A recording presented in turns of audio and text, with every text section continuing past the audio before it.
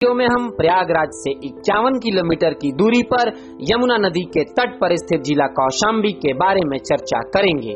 प्रारंभ में यह क्षेत्र इलाहाबाद जनपद में स्थित था। तत्पश्चात 4 मार्च 1997 को मायावती सरकार ने इसे पृथक कर एक नया जिला बना दिया। कौशाम्बी का इतिहास बहुत प्राचीन है और रामायण काल में इस नगरी को कुश के पुत्र कुशंब द्वारा स्थापित बताया गया है। महाभारत में कौशाम्बी की स्थापना का श्रेय कुशाम्ब को दिया गया है। कौशाम्बी का संबंध हस्तिनापुर के कुरु राजवंश से है, जिसके अनुसार अभिमन्यु पुत्र परीक्षित के बाद 5वीं पीढ़ी में राजा निचच्छू के शासन काल में जब हस्तिनापुर गंगा की बाढ़ में नष्ट हो गया, तब उसने कौशाम्बी को अपनी राजधानी बनाया था। ईसा पूर्व 6ठी शताब्दी में कौशाम्बी वत्स महाजनपद के राजा उदयन की राजधानी थी और इसकी गणना 6 समृद्ध नगरों में की जाती थी। इस काल में इसकी स्थापना चेदी राजकुमार कुश या कुशाम्ब ने की थी, इसीलिए कालांतर में इसका नाम कौशाम्बी हुआ। गौतम बुद्ध के समय में कौशाम्बी अपने ऐश्वर्य पर था। बौद्ध धर्म ग्रंथों में घोषिताराम विहार का उल्लेख मिलता है। इस मठ का निर्माण भगवान बुद्ध के जीवन काल के दौरान करवाया गया था। इसका निर्माण भगवान बुद्ध के भक्त घोषितराम ने करवाया था और ऐसी धारणा है कि भगवान बुद्ध इस क्षेत्र में अक्सर अपने शिष्यों के साथ उपदेश देने के लिए आते थे। बौद्ध ग्रंथ की एक कथा में जैन भिक्षुणी चंदना का उल्लेख है, जो भिक्षुणी बनने से पूर्व कौशाम्बी के एक व्यापारी धनावह के हाथों बेच दी गई थी। और कौशाम्बिक नरेश शतनिक का भी उल्लेख है। दीर्घ निकाय में महात्मा बुद्ध के प्रमुख शिष्य आनंद ने कौशाम्बी की संपन्नता की गणना तत्कालीन प्रसिद्ध नगरों जैसे चंबा, राजगृह, श्रावस्ती, साकेत एवं वाराणसी के वर्णन के साथ किया है। कौशाम्बी जैन धर्म के 6ठे तीर्थंकर श्री पद्म प्रभु जी का जन्म स्थान भी है। मौर्य काल में पाटलिपुत्र का गौरव अधिक बढ़ने से कौशाम्बी समृद्धि विहीन हो गई। फिर भी अशोक ने यहाँ प्रस्तर स्तंभ पर अपनी धर्म लिपियां संवत 1 से 6 तक उत्कीर्ण करवाई। 5वीं शताब्दी में जब फाहियान भारत आया तो उसने कौशाम्बी का वर्णन करते हुए इसे उन्नत अवस्था का प्रदेश बताया। और 7वीं शताब्दी में गुप्त काल तक इस नगर का अस्तित्व सुरक्षित रहा। और 7वीं शताब्दी में ही भेनसांग ने जब भारत की यात्रा की, तब उसने इस नगर को समृद्ध विहीन पाया और मुगल काल के दौर में यह नगर पूरी तरह उजड़ गया था।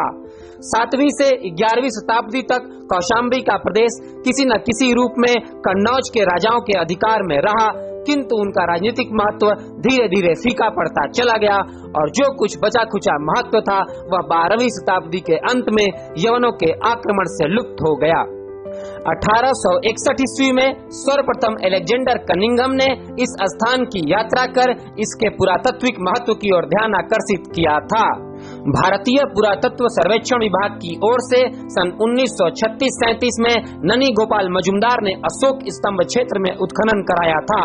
तत्पश्चात 1949 में इलाहाबाद विश्वविद्यालय के गोवर्धन राय शर्मा ने इस ऐतिहासिक स्थल की खुदाई की और हड़प्पा के समकालीन कौशाम्बी की सभ्यता को माना।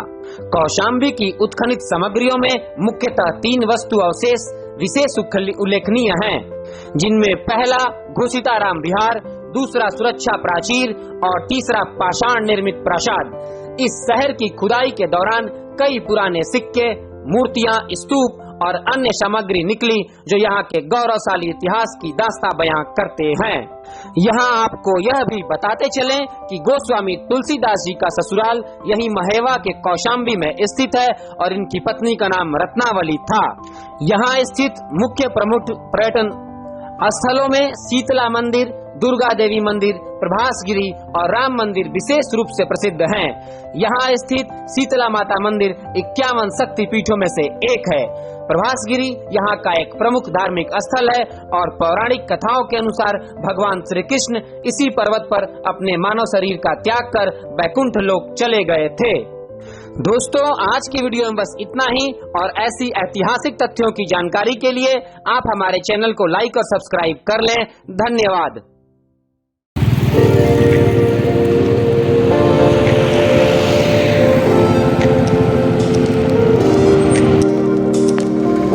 देखिए, बौद्ध स्थल है।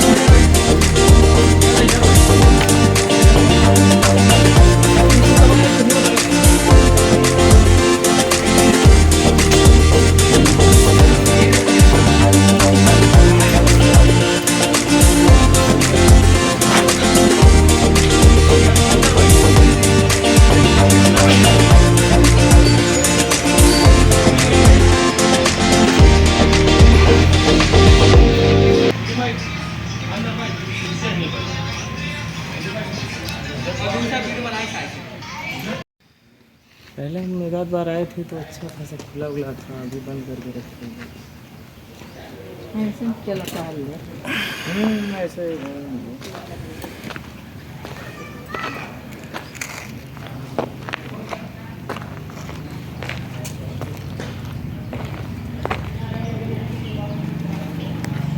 एक दिन में आना चाहिए देखने लायक।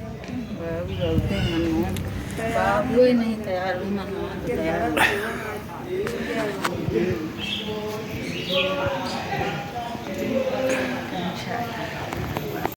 अरे हमको देखा कर थे का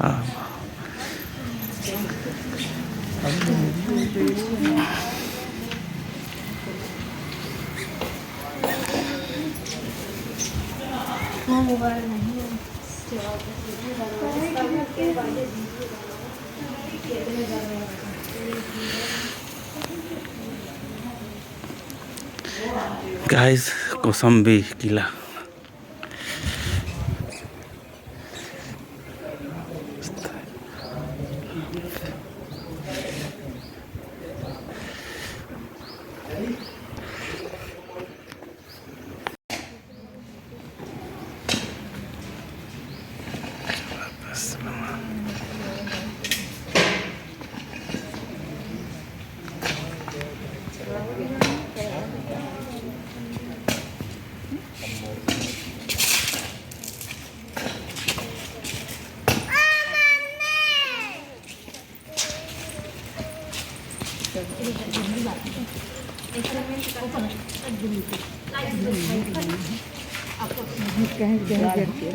वाला हो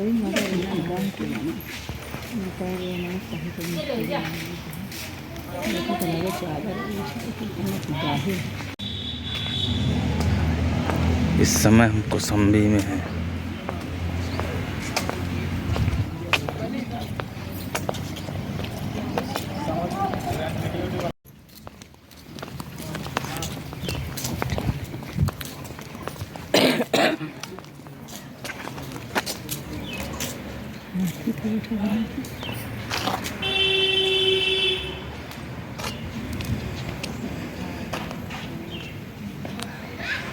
सेवा करेगा बंदर हाथ जोड़ेगा।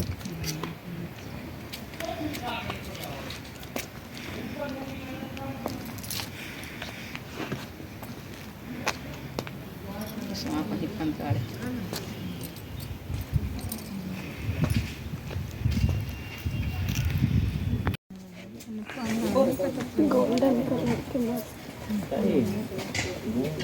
संजय इसलिए फोटो ऊपर से तक के बाद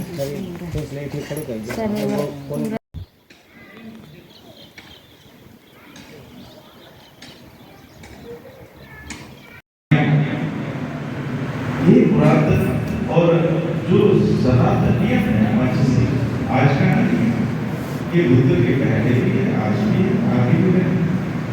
एक नियम 5 प्रकार के नियम, अगर इसको बिल्कुल एक नाम जवाब फिर कहें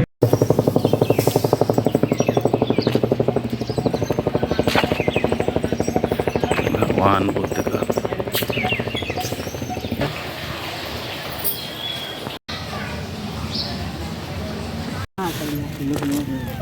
सगल मांगने का वो कर लिए है, रख लिए।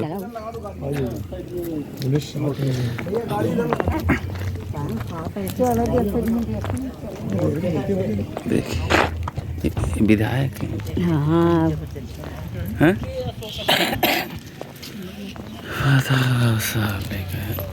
बन गई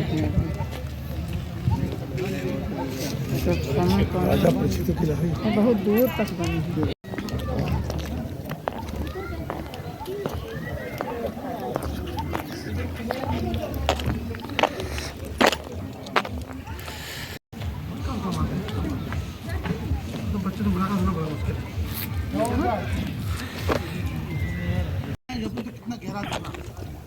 मतलब ये पूरी मिट्टी कितनी ऊंची रही होगी इसकी अंदाजा। खड़े हो जाओ, खड़े हो जाओ। देखो कोटी लगे तो कोटी लगे, इधर देखो कोटी लगे, ये टीला दिख रहा है, ये सब खुदाई होगी ना, ये सब टीला दिख रहा है, सब जगह दिख रहा है।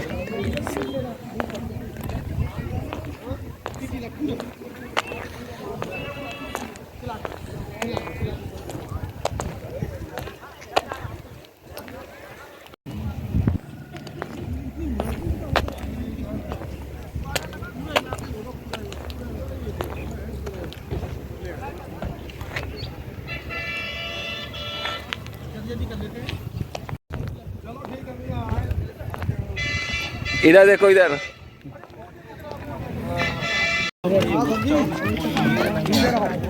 बात हो रहा था नाम पैसे का नाम लेना नहीं।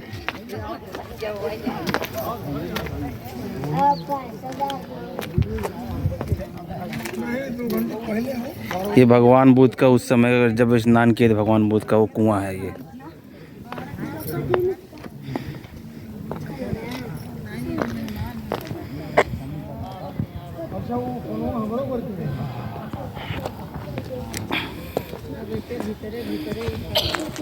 ये रास्ता बना दिया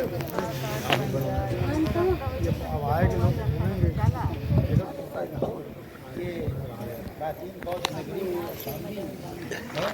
ये यहाँ पर अशोक हुआ है और उसमें बौद्ध कौशाम्बी महोत्सव में हमारे साथी माननीय देलवार साहब भी आए हुए हैं और मैं उनका स्वागत करता हूं और वो आएँ और हमारे दर्शकों को थोड़ा सा यहाँ का नज़ारा दिखाएं। वो खुद भी देख रहे हैं जी। और वो पूरा सारा ये देखिए सारा ये घोषिताराम नाम के बहुत बड़े घोषिताराम आगे हाँ सेठ हुआ करते थे। वो गए भगवान बुद्ध से श्रावस्ती में मिलने और वहाँ पर उन्होंने मिल करके उनको कहा पूज्य जो है भगवान आप हमारे यहाँ भी आएँ और वहाँ के लोगों को भी लाभान्वित करें अपने बोधि लाभ से। तो भगवान बुद्ध आए तो घोषिताराम ने यहाँ पर भिक्षुओं के लिए जो है विहार बनवाए और पूज्य जो है भिक्षु संघ के लिए विहार बनवाए। भगवान बुद्ध को बहुत बड़े आवास उन्होंने दान किए और फिर सम्राट अशोक आए तो उन्होंने जब सारे विहार देखे तो फिर उन्होंने अशोक स्तंभ यहाँ पर स्थापित किया जिसको अभी हम लोग देख करके आए हैं। और ये पूज्य भिक्षु संघ आज हमारे बीच में है। आज हम लोग यहाँ पर कौशाम्बी प्राचीन बौद्ध नगरी में खड़े हुए हैं और हमारे बीच में पूज्य भिक्षु बुद्ध रक्षित जी हैं और पूज्य भिक्षु डॉक्टर आनंद रक्षित जी हैं। हम चाहेंगे कि हमारे सम्मानित उपासक उपासिकाओं प्रिय बच्चों को इस प्राचीन बौद्ध नगरी के बारे में भंते जी कुछ बताएं। Yes sir. नाम कौशाम्बी आप लोग जानते हैं कि नहीं जानते वो कहाँ से है मालूम नहीं। तो ये कौशाम्बी इस पर भगवान बुद्ध का चरण धूलि पड़ा था। इधर बुद्ध भी कुछ दिन अवस्थान किया था और बहुत कहानी इसके साथ जुड़े हैं। और ये कौशाम्बी नगरी में बुद्ध पीढ़ी कितना वर्ष था 1-2 वर्ष ऐसे कुछ लोग ये बताते हैं कि 5 वर्षावास किए हैं और कहीं पर मिलता है कि 1 वर्षावास किया है। 6वीं और 9वीं सदी में दो बार 6वीं और 9वीं शताब्दी में दोनों बार 6वीं 9वीं शताब्दी में नहीं लंबा है। यहाँ से भगवान बुद्ध एक बार ये पारिलीय वन में चला गया था जंगल में। तो ये तो लंबा कहानी है। और यह राजा जो था उस समय राजा उदयन उनका 2 पत्नी था, एक मगंधिया एक क्षमावती। उनका भी एक अच्छा कहानी यहाँ है। तो अभी समय नहीं है तो हमको जाना पड़ेगा। और बहुत सुंदर स्थान है। चलिए तो पवित्र स्थान है। और ये तो अशोक पिलाट देखा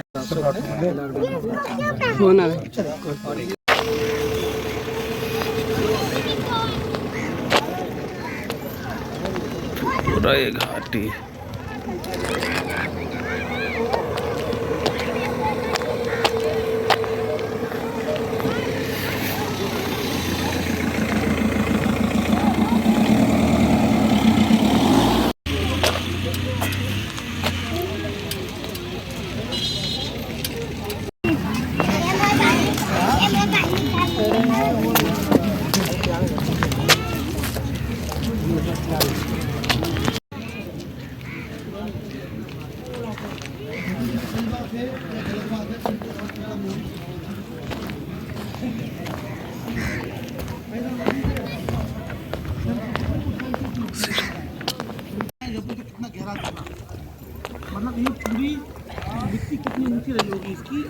खड़े हो जाओ, खड़े हो जाओ।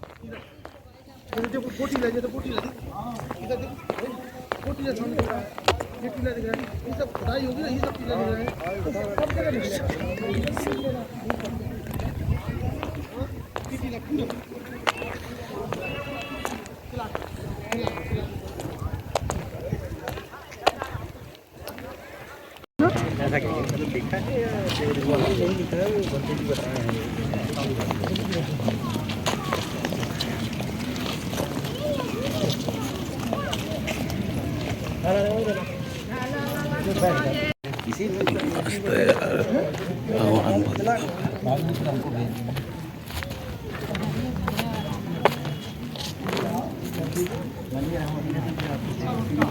बहुत ही मनमोहक दृश्य है ये।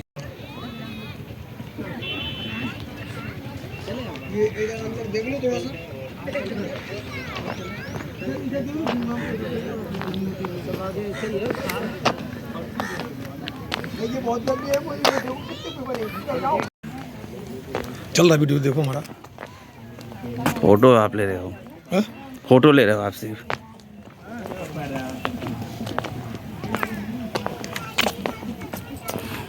सारे से बना है। ये देखिए रहते थे, यही भगवान लोग बुद्ध करते थे अपना सब यहीं साझा करते थे। ये